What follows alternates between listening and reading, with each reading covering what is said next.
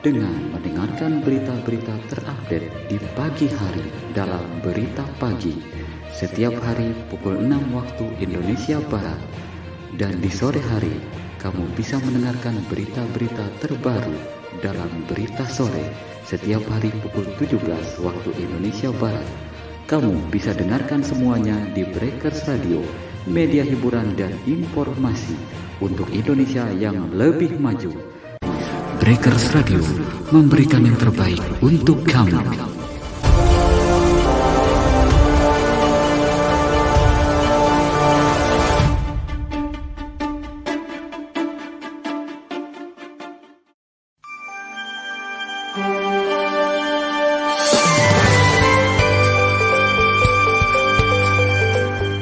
Sahabat Inspirasi, sesaat lagi kamu akan mendengarkan Warta Berita bersama Breakers Radio, media hiburan dan informasi.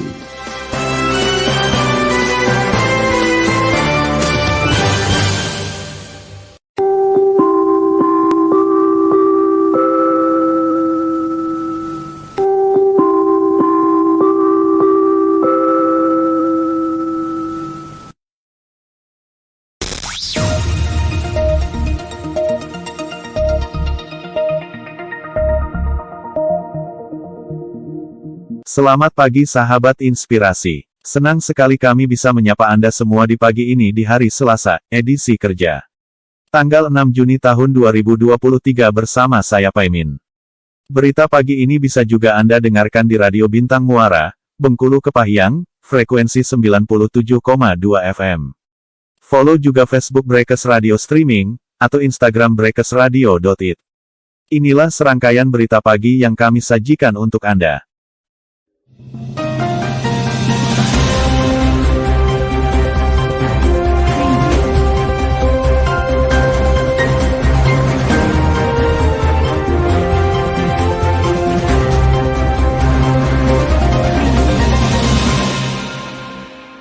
Kita awali berita pertama. Pendengar, penipuan iPhone, si kembar, rugikan korban 35 miliar rupiah, polisi selidiki. Seorang reseller mengaku kena tipu jual beli iPhone yang dilakukan pelaku. Si kembar, berinisial R dan R. Polisi turun tangan menyelidiki. Salah seorang korban Vicky Fahreza mengatakan kerugian tersebut dihimpun dari beberapa reseller lain yang juga menjadi korban pelaku. Dalam kasus ini, Vicky mengalami kerugian mencapai 5,8 miliar rupiah. Kasat Reskrim Polres Metro Jakarta Selatan Kompol Irwandi Idrus membenarkan bahwa pihaknya sudah menerima laporan terkait kasus tersebut. Irwandi mengatakan perkara tersebut tengah diselidiki. Sampai saat ini perkara tersebut masih berjalan, kata Irwandi saat dihubungi. Irwandi mengatakan di Polres Metro Jakarta Selatan sendiri ada beberapa laporan yang melaporkan perkara yang sama. Pihaknya masih menyelidiki perkara yang ada. Saat ini sudah ada beberapa laporan yang sudah masuk di kami, dan masih berjalan. Akan kami update lagi perkembangannya, imbuhnya.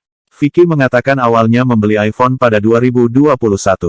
Karena banyak promo dan resmi, Vicky kemudian menjadi reseller dengan membeli iPhone ke si kembar. Sistem pembayaran dilakukan dengan cara pre-order.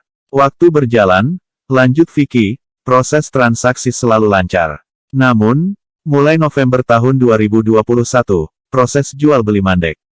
Pesanan kami mulai bulan November tahun 2021 sampai Maret tahun 2022 dengan total keseluruhan mencapai 5,8 miliar rupiah tidak kunjung dikirimkan sampai saat ini. Begitu juga dengan korban lainnya, transaksi yang terjadi dalam kurun waktu antara Oktober tahun 2021 sampai dengan Maret tahun 2022, dengan taksiran total kerugian korban mencapai 35 miliar rupiah, jelasnya. Vicky mengatakan, pada April tahun 2022, si kembar sempat mengumpulkan para reseller untuk membahas hal tersebut. Saat itu para korban dijanjikan uang kembali. Namun hingga kini uang para reseller tak kunjung dikembalikan. Bahkan, si kembar justru mengancam melaporkan Vicky terkait pencemaran nama baik karena memviralkan kasus dugaan penipuan. Terus bergulir tidak ada kepastian di hari H, terus berjanji sampai dengan surat ini dibuat pun mereka masih menjanjikan kami tanggal penyelesaian yaitu di Kamis, tanggal 8 Juni tahun 2023, dan setelah mereka mengembalikan dana mereka ancam kami dengan UU ITE karena telah memviralkan perkara ini, ujarnya. Atas kasus tersebut, para korban pun melaporkan si kembar ke polisi. Pelaku dilaporkan di Polres Jakarta Selatan, Polres Tangerang Selatan, hingga Polda Metro Jaya. Pendengar, Pomdam periksa oknum TNI terkait mayat wanita sisa tulang di Sambas. Polisi mengevakuasi temuan jasad wanita sisa tulang belulang di Kabupaten Sambas, Kalbar. Kodam 12 Tanjung Pura menegaskan akan menindak oknum anggota TNI berinisial Y yang diduga membunuh wanita yang mayatnya ditemukan sisa tulang di Sambas, Kalimantan Barat, Kalbar. Y sedang menjalani pemeriksaan di Pomdam terkait kematian korban berinisial SM, 23. Dilansir Detik Sulsel, Kapendam 12 Tanjung Pura Kolonel Infantri Ade Rizal Muharram mengatakan Y dibawa ke Pomdam Tanjung Pura sejak Sabtu malam. Dia menegaskan bahwa Y masih berstatus terduga pelaku dalam kasus ini. Saat ini masih dalam pemeriksaan. Belum bisa dikatakan pelaku juga, masih kami sebut terduga, ujar Ade Rizal kepada Detikcom. Ade mengatakan pihaknya mengambil alih penyelidikan kasus kematian MS dari Polres Sambas ke Pomdam. Y diketahui merupakan pacar korban. Iya, penyidikan, nantinya kami ambil alih, ucapnya. Ade menuturkan pemeriksaan terhadap Y akan berlangsung sekitar 1 pekan. Dia menegaskan, jika Y terbukti terlibat dalam kematian SM, ia akan diproses sesuai dengan UU yang berlaku. Kemungkinan semingguan pemeriksaan sudah selesai. Kalau nantinya anggota kami terlibat maka akan diselesaikan sesuai dengan UU yang berlaku, tegasnya. Jasad SM yang ditemukan sisa tulang kini tengah menjalani autopsi. Awalnya, korban pamit dari rumah untuk menemui pacarnya yang merupakan anggota TNI di Sambas. Pendengar, kasus penipuan iPhone naik sidik, si kembar mangkir panggilan polisi. Polisi mengungkap kasus penipuan jual beli iPhone dengan terlapor, si kembar berinisial R dan R di Polres Metro Jakarta Selatan sudah naik ke tahap penyidikan. Pihak kepolisian menemukan adanya unsur pidana dalam kasus yang ada. Dalam proses penyidikan, sudah di tahap penyidikan, kata Wakil Kasat Reskrim Polres Jakarta Selatan Kompol Henrikus Yosi saat dimintai konfirmasi. Henrikus belum merinci kapan tepatnya kasus tersebut naik ke tahap penyidikan. Dia mengatakan pihak kepolisian juga sebelumnya sudah memanggil si kembar untuk diklarifikasi terkait kasus tersebut. Namun keduanya mangkir panggilan polisi. Ia sudah tahap sidik, sudah 2 kali panggilan saksi terlapor dan tidak memenuhi panggilan, ujarnya. Saat ini keduanya tengah dalam buruan pihak kepolisian. Jika sudah diidentifikasi keberadaannya, lanjut Henrikus, polisi bakal menjemput paksa keduanya untuk diperiksa. Sehingga diterbitkan surat perintah membawa. Begitu diketahui keberadaannya, maka akan dibawa ke Polres untuk diriksa, imbuhnya. Korban ungkap kronologi. Salah seorang korban, Vicky Fahreza, mengatakan total kerugian korban tipu-tipu si kembar mencapai 35 miliar rupiah. Angka tersebut dihimpun dari beberapa reseller lain yang juga menjadi korban pelaku. Dalam kasus ini, Vicky mengalami kerugian mencapai 5,8 miliar rupiah. Vicky mengatakan awalnya membeli iPhone pada 2021. Karena banyak promo dan resmi, Vicky kemudian menjadi reseller dengan membeli iPhone ke si kembar. Sistem pembayaran dilakukan dengan cara pre-order. Waktu berjalan, lanjut Vicky, proses transaksi selalu lancar. Namun, mulai November tahun 2021, proses jual beli mandek. Pesanan kami mulai bulan November tahun 2021 sampai Maret tahun 2022 dengan total keseluruhan mencapai 5,8 miliar rupiah tidak kunjung dikirimkan sampai saat ini. Begitu juga dengan korban lainnya. Transaksi yang terjadi dalam kurun waktu antara Oktober tahun 2021 sampai dengan Maret tahun 2022, dengan taksiran total kerugian korban mencapai 35 miliar rupiah, jelasnya. Vicky mengatakan, pada April tahun 2022, si kembar sempat mengumpulkan para reseller untuk membahas hal tersebut. Saat itu para korban dijanjikan uang kembali. Namun hingga kini uang para reseller tak kunjung dikembalikan. Bahkan, si kembar justru mengancam melaporkan Vicky terkait pencemaran nama baik karena memviralkan kasus dugaan penipuan. Terus bergulir tidak ada kepastian di hari H, terus berjanji sampai dengan surat ini dibuat pun mereka masih menjanjikan kami tanggal penyelesaian, yaitu di Kamis, tanggal 8 Juni tahun 2023, dan setelah mereka mengembalikan dana mereka ancam kami dengan UU ITE karena telah memviralkan perkara ini, ujarnya. Akibat kasus tersebut, para korban pun melaporkan si kembar ke polisi. Pelaku dilaporkan di Polres Jakarta Selatan, Polres Tangerang Selatan, hingga Polda Metro Jaya. Terima kasih Anda masih bersama kami. Kini kita ke berita selanjutnya. Pendengar, 19 bakal caleg psikopat di Kota Serang bakal tes kejiwaan ulang. Komisioner KPU Kota Serang Firly Murdliat Mabruri mengatakan caleg yang terindikasi psikopat akan menjalani tes kejiwaan ulang. Total, ada 19 caleg yang dinyatakan psikopat berdasarkan tes di RSUD Kota Serang, RSUD Banten, dan RS Dr. Derajat Prawira Negara Serang. Ada 19 bacalek yang psikopat, mereka harus tes ulang, kata Firly kepada wartawan di Serang. Tes ulang akan dilakukan saat perbaikan administrasi pada tanggal 26 Juni hingga tanggal 9 Juli tahun 2023. Tes ulang dilakukan untuk menentukan apakah mereka sehat secara kejiwaan atau tidak. Harus dites lagi biar ketahuan dia sehat rohani atau enggak, ujarnya. KPU belum menyatakan ke-19 bakal caleg ini tidak memenuhi syarat. Pengumuman akan dilakukan KPU setelah tes kejiwaan kedua. Kita lihat aja dulu nanti hasil tes ulangnya, ujarnya. Berdasarkan catatan KPU di tahapan verifikasi administrasi, ke-19 orang itu sehat secara jasmani dan tes narkoba. Tapi, mereka dinyatakan psikopat ringan, sedang dan berat berdasarkan hasil tes kejiwaan. Redaksionalnya sama, ditemukan psikopat ringan, sedang, berat. Paling banyak ringan, ya mungkin nervous, ujar Firly. Pendengar, Waket MPR dorong RUU Permuseuman jadi solusi dalam pengelolaan museum. Wakil Ketua MPR RI Lestari Murdijat, Reri, menuturkan pembahasan rancangan Undang-Undang RUU Permuseuman harus mengedepankan dialog dengan para pemangku kepentingan. Langkah ini dilakukan agar kehadiran UU tersebut kelak menjadi solusi atas berbagai masalah dalam pengelolaan museum di tanah air. Saya berharap dalam diskusi ini jangan hanya membahas sejumlah kendala teknis operasional museum, lebih dari itu penting untuk mengkaji bagaimana tata kelola museum yang baik dibangun agar fungsi-fungsi museum bisa dirasakan masyarakat luas, kata Reri dalam keterangannya.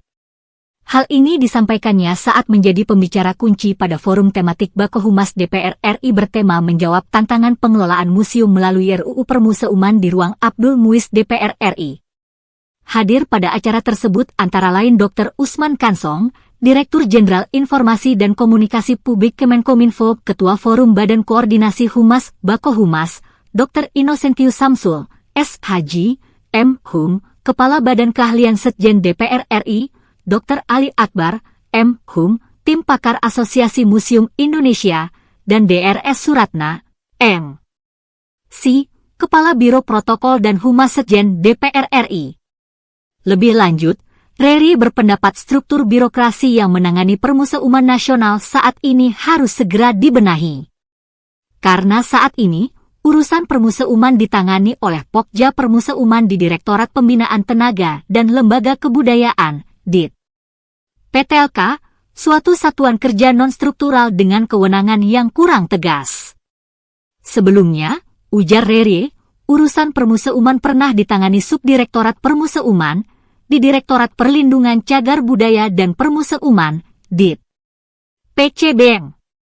Pernah juga ditangani Direktorat Permuseuman Museum di lingkungan Direktorat Jenderal Kebudayaan. Padahal, museum merupakan salah satu lembaga yang berfungsi mencerdaskan kehidupan bangsa yang merupakan amanah dari konstitusi, imbuhnya. Anggota Majelis Tinggi Partai Nasdem ini mendorong dalam proses pembahasan RUU Permuseuman mengedepankan dialog dengan para pemangku kepentingan terkait pengelolaan museum di tanah air, agar UU yang hadir kelak mampu menjadi jawaban atas berbagai masalah pengelolaan yang dihadapi permuseuman nasional saat ini. Pada kesempatan itu, Reri juga mengingatkan agar sejumlah kebijakan terkait kebudayaan nasional diterapkan secara baik dengan pengaturan yang jelas. Sehingga dalam pembahasan RUU Permuseuman saat ini juga harus secara khusus memberi perhatian pada kepastian politik anggaran dan memberi ruang kepada perkembangan teknologi dalam pengelolaan museum di Indonesia, ucapnya. Pendengar, Gus Yakut cerita momen semeja Ganjar, Sandi dan Erick Thohir, bahas apa? Menteri Agama Yakut Kholil Koumas Gus Yakut menjelaskan momen pertemuan satu meja antara dirinya, Gubernur Jawa Tengah Ganjar Pranowo, Menparekraf Sandiaga Uno hingga Menteri BUMN Erick Thohir. Gus Yakut menyebut mereka berbicara tentang nasib bangsa Indonesia ke depan. Jadi kita bicara soal negara, nah itu intinya soal bagaimana bangsa ini ke depan lebih baik, bagaimana kehidupan beragama lebih baik, pokoknya mencari yang terbaik buat bangsa dan negara, kata Yakut di Kompleks Parlemen, Senayan, Jakarta. Yakut menjelaskan hubungan pertemanannya dengan Sandiaga, Erick, dan Ganjar. Ia menyinggung soal komitmen pencarian potensi bagi kehidupan bangsa kelak. Nggak apa-apa, kawan semua ini, kawan semua, kita ini berempat kawan-kawan. Jadi kalau ketemu biasa aja kita tanda tangani sebagai komitmen gitu, ucap Yakut. Ah iya itu tadi, kesepakatannya itu pokoknya memastikan bangsa ini ke depan harus lebih baik mengawal kehidupan beragama lebih baik mencari potensi-potensi yang bisa dimanfaatkan oleh bangsa ini gitu. Kira-kira itu, kita bersepakat aja, sambungnya. Saat ditanya apakah ada pembicaraan politik di sana, Gus Yakut tak menampik. Ia juga merespons kehadiran Erick dan Sandiaga yang digadang-gadang masuk bursa cawapres. Tadi kan ngomong soal bangsa dan negara, itu kan politik semua, itu kan semua politik. Iya mereka, Sandiaga, Erick semua orang-orang hebat, jadi pantas mau jadi presiden, mau jadi wapres kan hebat. Saya kan seneng sebagai kawan, paling enak itu jadi temannya presiden, jadi temannya wapres, daripada jadi presiden atau wapres, serius, coba deh nanti, ujarnya. Gus Yakut menyebut cocok apabila Erick dan Sandiaga menjadi cawapres Ganjar Pranowo. Yang terpenting, menurutnya, bisa menghadirkan kebaikan bagi bangsa. Saya kira semua cocok jadi cawapres Ganjar, asal itu baik buat bangsa dan negara.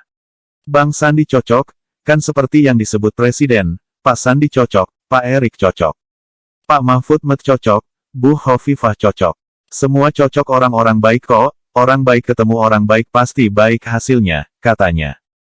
Pendengar, PAN ungkap banyak yang ingin wujudkan duet Airlangga Zulhas. Sekjen PAN Edi Suparno mengatakan banyak yang mengharapkan opsi duet Ketum Partai Golkar Airlangga Hartarto dan PAN Zulkifli Hasan, Zulhas, terwujud. Namun, Edi menyebut PAN memiliki berbagai pertimbangan sebelum merealisasikan opsi tersebut. Kader terbaik PAN hari ini namanya Zulkifli Hasan, dan tentu kita ingin mengusung Pak Zul untuk maju dalam perhelatan Pilpres, dan ini salah satu opsi terbuka hari ini, bersama mungkin dengan Partai Golkar yang akhir-akhir ini sering disebut, itu salah satu pertimbangan kita dan kita kembali lagi kita tak menutup opsi tersebut, kata Edi di kantor DPP PAN, Jakarta Selatan. Bahkan banyak di antara teman-teman, baik di daerah justru ingin mendorong agar itu terrealisir kalau bisa sesegera mungkin, sambungnya. Namun, Edi menyebut PAN memiliki berbagai pertimbangan sebelum merealisasikan opsi tersebut. Dia berkata salah satu pertimbangannya ialah keinginan untuk menang dalam Pilpres. Tapi kita juga memiliki pertimbangan, apa pertimbangannya? Pilpres itu juga harus menang, ujarnya. Meski begitu, Edi menuturkan PAN tetap terbuka untuk opsi duet itu. Sebab, dia menyebut saat ini masih dalam proses silaturahmi parpol. Sampai saat ini semuanya masih terbuka. Kita semuanya masih berproses untuk kita kerucutkan lebih lanjut lagi, tuturnya. Airlangga Hartarto sebelumnya merasa santai soal adanya tawaran PDIP kepada PAN untuk mengusung Ganjar Pranowo di Pilpres 2024. Airlangga mengatakan PAN bakal berkomunikasi dengan Golkar usai bertemu PDIP. Tentu ya kemarin Pak Ketua Umumnya Pak Zulhas mengatakan akan koordinasi dengan Partai Golkar juga. Nanti kami akan bahas, kata Airlangga kepada wartawan di Kompleks Istana Kepresidenan, Jakarta Pusat. Airlangga menegaskan koalisi Indonesia Bersatu tidak bubar. Saat ditanya peluang maju bersama Zulkifli Hasan di Pilpres 2024, Airlangga mengatakan kemungkinan itu masih terbuka lebar. Semua opsi terbuka masih, ujar Airlangga. Pendengar, Gerindra soal baliho Prabowo dan Jokowi, bukan fenomena sekarang. Baliho besar dengan foto Menteri Pertahanan RI Prabowo Subianto dan Presiden Joko Widodo, Jokowi, mejeng di Jalan Keramat Raya, Jakarta Pusat. Sekjen Partai Gerindra Ahmad Muzani mengatakan baliho tersebut bukan fenomena yang baru. Baliho Pak Prabowo dan Jokowi bukan fenomena sekarang, karena fenomena itu terjadi akhir tahun 2022 itu sudah ada Pak Prabowo dan Pak Jokowi menghiasi banyak tempat, kata Muzani usai pertemuan dengan PAN di DPP PAN, Jakarta Selatan. Muzani mengatakan fenomena baliho itu dulunya dikaitkan dengan pasangan duet. Dia mengatakan kali ini baliho tersebut diartikan sebagai kelanjutan kepemimpinan Jokowi. Kalau dulu fenomenanya apakah mungkin pasangan ini bisa berduet? Kalau sekarang lebih pada bagaimana suksesi kepemimpinan itu bisa terjadi, dan legasi-legasi yang ditinggalkan Pak Jokowi bisa berlanjut dan bisa dilanjutkan oleh Pak Prabowo, ujarnya. Kami menganggap ini sebagai bagian dari sesuatu yang baik-baik saja dalam demokrasi, imbuh dia. Penampakan baliho Jokowi dan Prabowo. Sebuah baliho besar dengan foto Menteri Pertahanan RI Prabowo Subianto dan Jokowi terpampang di Jalan Keramat Raya, Jakarta Pusat. Baliho bertuliskan, "Menang bersama untuk Indonesia Raya," itu menuai perhatian warga. Pantauan Detikcom di Jalan Keramat Raya, Jakarta Pusat, tepat di depan sebuah hotel, terdapat dua foto yang menunjukkan momen kebersamaan Prabowo dan Jokowi dalam baliho tersebut. Baliho tersebut tidak memuat logo partai maupun logo lembaga. Jabatan Prabowo dalam baliho tersebut dituliskan sebagai Menhan dan Jokowi sebagai Presiden. Adapun foto pertama menunjukkan momen Prabowo menyopiri Jokowi dan foto kedua menampilkan momen Prabowo dan Jokowi sedang berbalas senyum. Keduanya mengenakan kemeja putih. Pendengar, Ketua RT di Pluit akan lapor polisi usai dihina dan dituding korupsi. Ketua RT 011 RW 03 Kelurahan Pluit, Riang Prasetya berencana membuat laporan polisi atas kasus dugaan pencemaran nama baik. Pihaknya akan melapor setelah dituding korupsi dana iuran swadaya untuk perbaikan jalan senilai 53 juta rupiah. Kemungkinan besar akan melakukan laporan polisi terhadap pihak yang diduga melakukan pencemaran nama baik klien kami atas dugaan korupsi, kata kuasa hukum Riang, Joni Sinaga, pada wartawan dalam jumpa pers. Pihak kami akan menyampaikan surat permohonan perlindungan hukum, baik kepada Bapak Kapolri, Panglima TNI, Kabareskrim Polri, Kapolda Metro Jaya, Kapolres Jakarta Utara, Kapolsek Penjaringan serta kepada pihak LPSK yang mana klien kami sudah menjadi saksi bahkan korban atas permasalahan ini, lanjutnya. Joni mengatakan pihaknya juga berencana membuat laporan polisi terkait dugaan penghinaan ketika dia cekcok dengan seseorang beberapa waktu lalu. Pihak kami juga akan melakukan pembuatan laporan polisi terhadap pihak yang diduga telah melakukan penghinaan kepada klien kami pada saat berakhir acara TV swasta pada Selasa, 30 Mei 2023, kata Joni melanjutkan. Kendati demikian, Joni tidak menjelaskan secara rinci kapan laporan polisi tersebut akan dibuat oleh tim kuasa hukum. Pernyataan Riang Prasetya sebelumnya Riang Prasetya buka suara atas pernyataan salah satu pemilik ruko, makan jalan, di Pluit bernama Iman. Riang meminta Iman mengklarifikasi pernyataannya itu.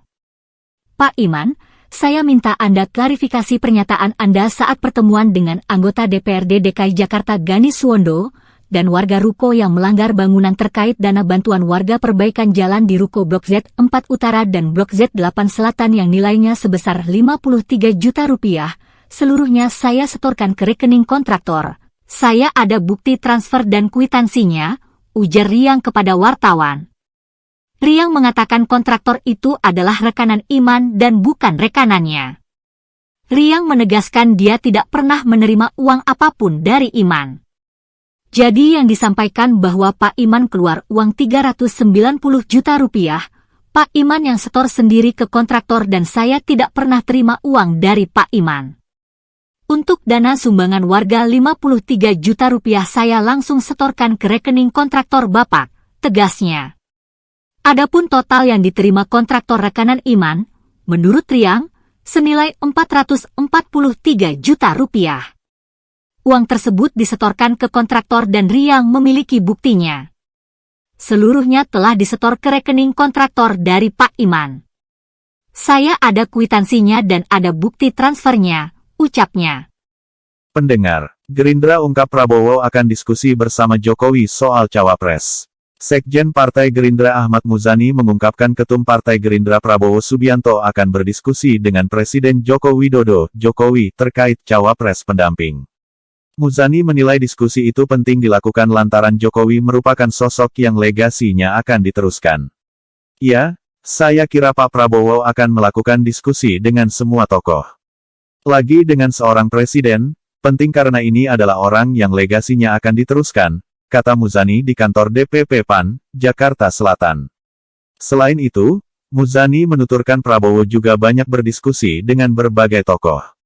Dia berkata Prabowo terbuka untuk berdiskusi dengan siapapun. Saya kira pasti akan dilakukan itu, diskusi. Tokoh-tokoh banyak Prabowo berdiskusi, kiai-kiai, para pensiunan jenderal dan senior politik, ujarnya. Prabowo terbuka untuk berdiskusi, apalagi dengan seorang Presiden Joko Widodo, sambung dia. Lebih lanjut, Muzani mengatakan faktor kedekatan Prabowo dengan Jokowi juga berdampak pada elektabilitas Prabowo. Sebab, kedekatan Prabowo dan Jokowi membuat banyak pihak merasa senang. Kedekatan Pak Prabowo dengan Pak Jokowi ini kan sesuatu yang baru, karena 2014 Pak Prabowo berhadapan, 2019 berhadapan. Kemudian sekarang ini keduanya saling berdekatan, saling bekerja sama, ungkap dia.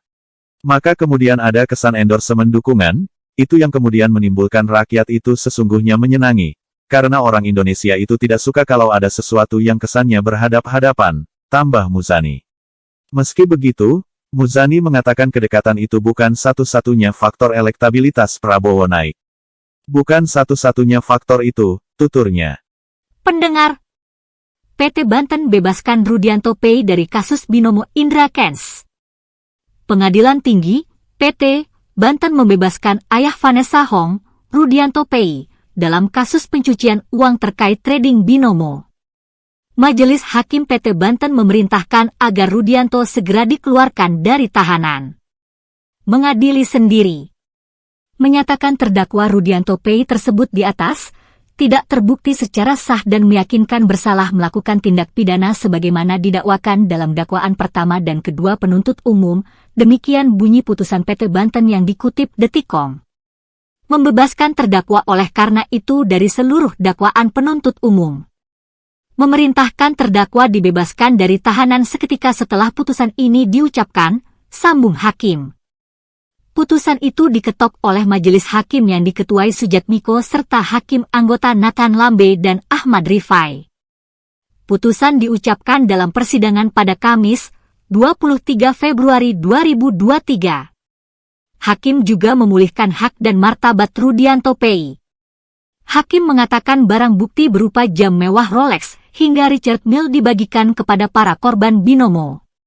Dibagi secara proporsional melalui paguyuban, Perkumpulan Trader Indonesia Bersatu sebagaimana Akta Pendirian nomor 21 tanggal 26 September 2022 di hadapan Notaris Pat Musa Muamarta, dalam vonis majelis. Sebelumnya, Rudianto Pei divonis 4 tahun penjara. Ayah mantan pacar Indra Kents itu diyakini hakim bersalah melakukan tindak pidana pencucian uang terkait kasus trading binomo. Majelis hakim menyatakan terdakwa terbukti bersalah melakukan tindak pidana pencucian uang sebagaimana diatur dalam pasal 5 UU TPPU, dipidana penjara selama 4 tahun, kata pejabat Humas PN Tangerang Arif Budi Cahyono saat dimintai konfirmasi, Kamis 12 Januari. Diketahui, saat kasus itu diusut, Indra Kents dan Vanessa Hong sempat berpacaran. Rudianto Pei juga dihukum membayar denda 100 juta rupiah subsidiar 3 bulan kurungan. Selain itu, hakim memerintahkan barang bukti dalam kasus tersebut dikembalikan kepada para korban. Pendengar, Hasto ungkap akan ada kejutan dari Megawati di Rakernas PDIP. PDIP akan menggelar rapat kerja nasional Rakernas ketiga mulai 6 hingga tanggal 8 Juni tahun 2023. Sekjen PDI Perjuangan Hasto Kristianto mengatakan akan ada kejutan dari Ketua Umum PDIP Megawati Soekarnoputri di Rakernas tersebut. Jadi nanti juga ada elemen of surprise di Rakernas, ujar Hasto di DPP PDIP, Menteng, Jakarta Pusat. Namun, Hasto tidak menjelaskan lebih rinci apakah kejutan yang dimaksud terkait pengumuman cawapres Ganjar Pranowo, atau tidak. Hasto meminta publik menunggu kejutan tersebut.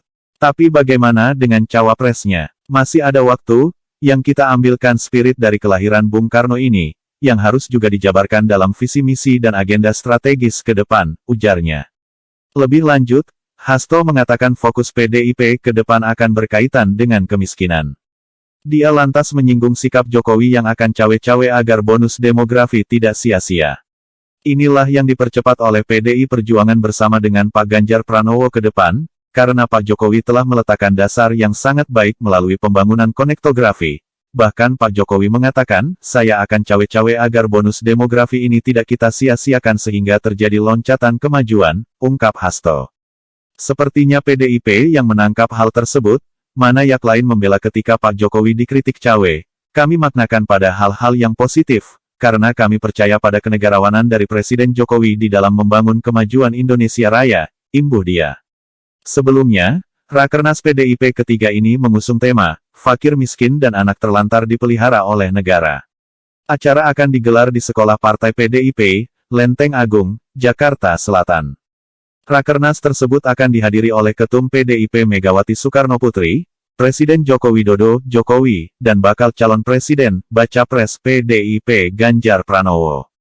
Pembukaan Rakernas akan dihadiri oleh Bapak Presiden Jokowi, di dalam pidato politik Ibu Megawati Soekarnoputri, dan juga sambutan arahan dari Presiden Indonesia Bapak Presiden Jokowi, dengan mohon maaf nanti akan disampaikan secara tertutup, ujar Sekjen PDIP Hasto Kristianto di DPP PDIP, Menteng, Jakarta Pusat hari ini. Mengingat Rakernas ini momentum yang sangat penting, di dalam mempersiapkan seluruh strategi pemenangan pemilu tahun 2024, sambungnya. Pendengar, legislator Gerindra nilai Megawati arogan soal kirim batalion ke Papua.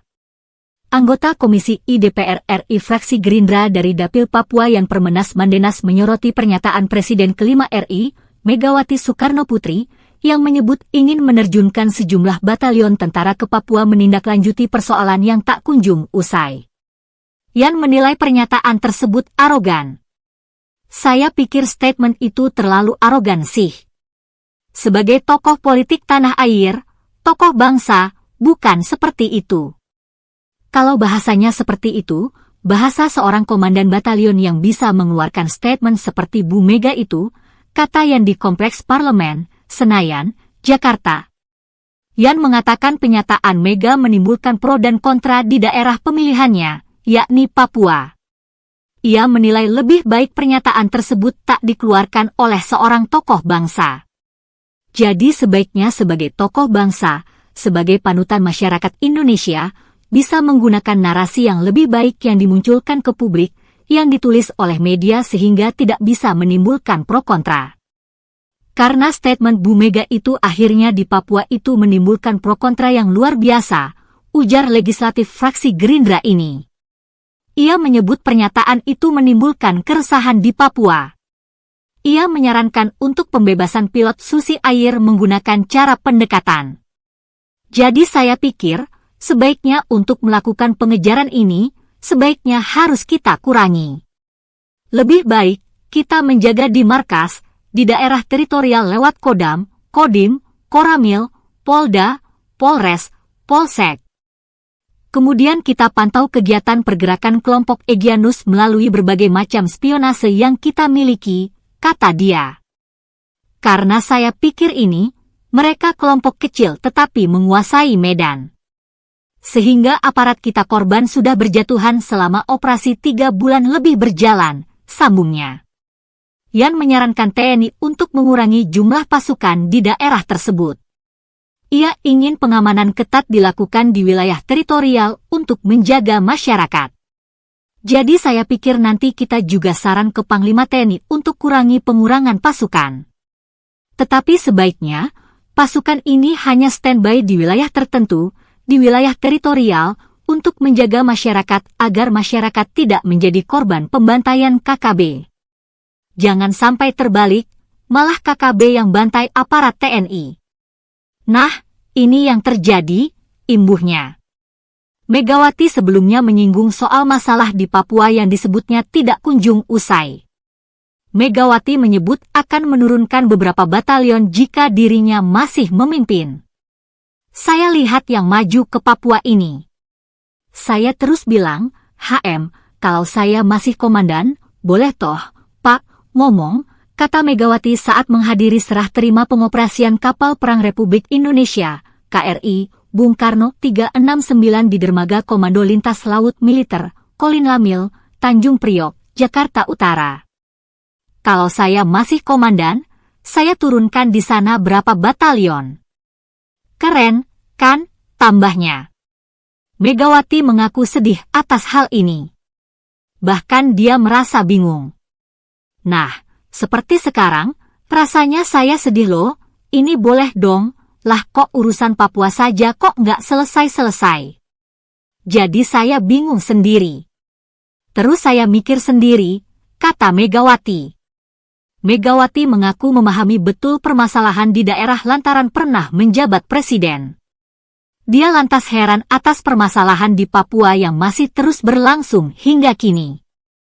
Karena saya bilang, saya pernah presiden. Saya tahu dan saya tahu banget, bukannya tahu saja, yang namanya, kan dulu saya juga bisa punya panglima suka saya perintah, jadi saya lihat ini kenapa ya? Salahnya di mana ya? Sambungnya. Masih dalam kesempatan itu, Megawati mengaku berani mengatakan hal tersebut di depan para prajurit Angkatan Laut karena permasalahan ini harus terjawab. Tapi karena saya bukan apa-apa lagi, ya saya diam aja. Tapi karena ini di Angkatan Laut, saya berani bicara. Kenapa? Ya itu kan harus dijawab, urusan Papua, ujarnya.